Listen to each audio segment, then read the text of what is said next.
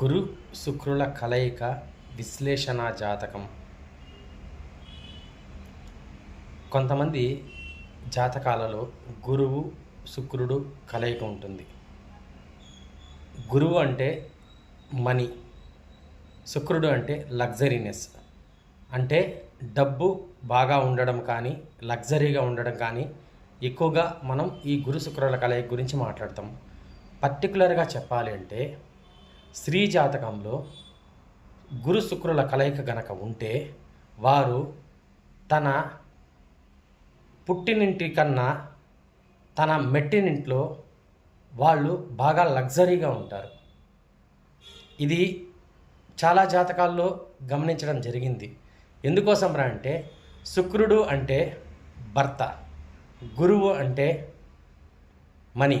కాబట్టి భర్త స్థానంలో అత్తగారింట్లో వాళ్లకు అన్ని సౌకర్యాలతో అమరి ఉంటుంది. దీన్నే గురు శుక్రుల కలయిక జాతకం అంటారు.